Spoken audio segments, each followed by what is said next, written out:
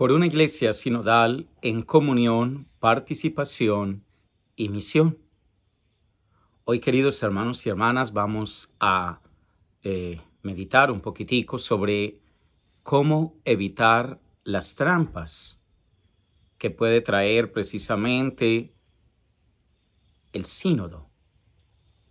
Como en cualquier viaje, debemos ser conscientes de los posibles escollos que podrían obstaculizar nuestro progreso durante este tiempo de sinodalidad.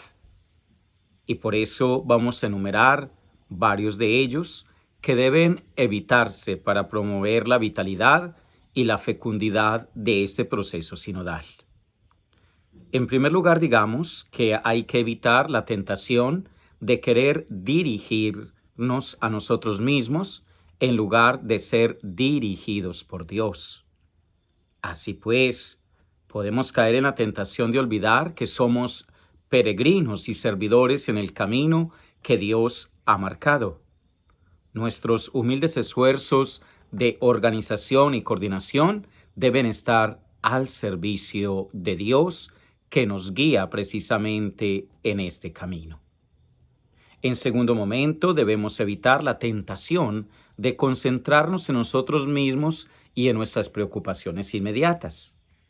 El proceso sinodal, como ya lo hemos visto, es una oportunidad para abrirnos, para mirar a nuestro alrededor, para ver las cosas desde otros puntos de vista y para salir en misión hacia la periferia.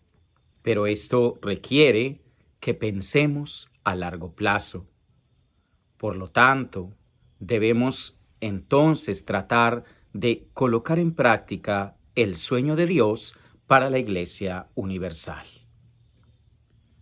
En tercer lugar, debemos evitar la tentación de ver solo problemas.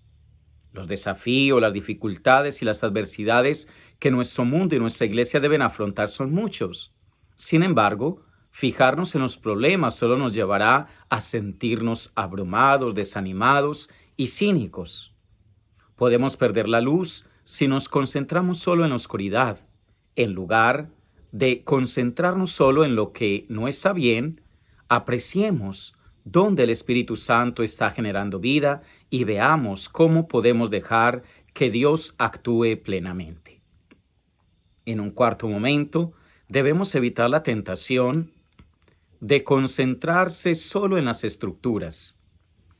Sabemos que el proceso sinodal exigirá naturalmente una renovación de las estructuras en los distintos niveles de la Iglesia para favorecer una comunión más profunda, una participación más plena y una misión más fructífera. La conversión y la renovación de las estructuras solo se producirán a través de la conversión y la renovación continua de todos los miembros del cuerpo de Cristo. En quinto lugar, debemos evitar la tentación de no mirar más allá de los confines visibles de la Iglesia.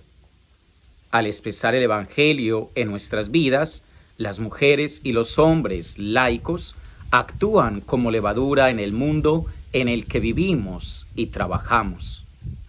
Un proceso sinodal es un tiempo para dialogar con personas del mundo de la economía, de la ciencia, de la política, de la cultura, de las artes, del deporte, de los medios de comunicación y de las iniciativas de la paz, sobre los problemas de la vida, sobre la migración. Debemos entonces tener en cuenta ese programa general para cumplir nuestra misión en el mundo.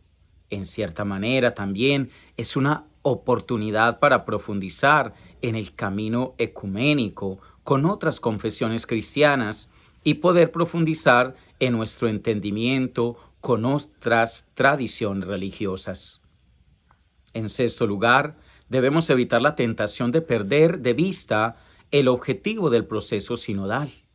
A medida que vamos avanzando en este camino, debemos tener cuidado que, si bien nuestras discusiones pueden ser amplias, el proceso sinodal debe mantener el objetivo de discernir cómo nos llama Dios a caminar juntos.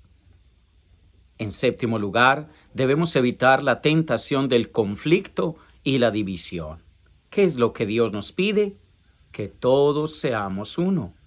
Y esta es la ardiente oración de Jesús al Padre, pidiendo la unidad entre todos sus discípulos.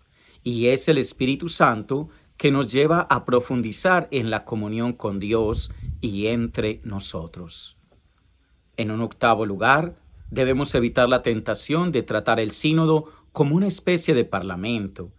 Eso confunde la sinodalidad con una batalla política, donde para gobernar una parte debe ganarle la otra.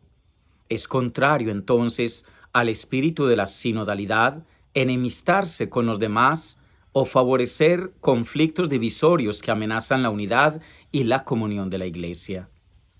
En noveno lugar, debemos evitar la tentación de escuchar solo a aquellos que ya participaron en las actividades de la Iglesia.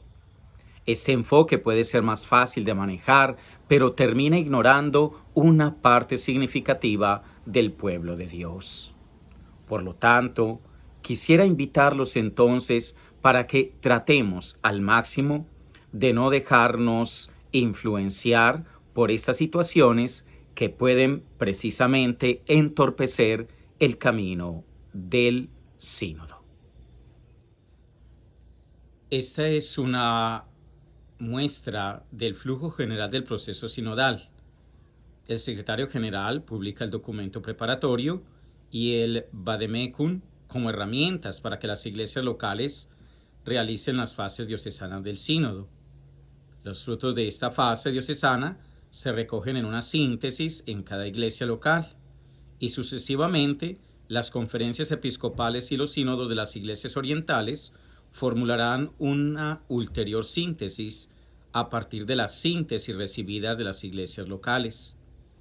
Podemos mirar entonces cómo es ese proceso del sínodo, por una iglesia sinodal, comunión, participación, misión, en esa 16ª Asamblea General Ordinaria del Sínodo de los Obispos. Debemos también saber que este primer instrumento, Laboris, se debatirá después de las reuniones continentales y sobre la base de los documentos producidos a nivel continental se elaborará una segunda edición de Instrumentum Laboris para uso de la Asamblea de Sínodos de los Obispos en octubre del 2023.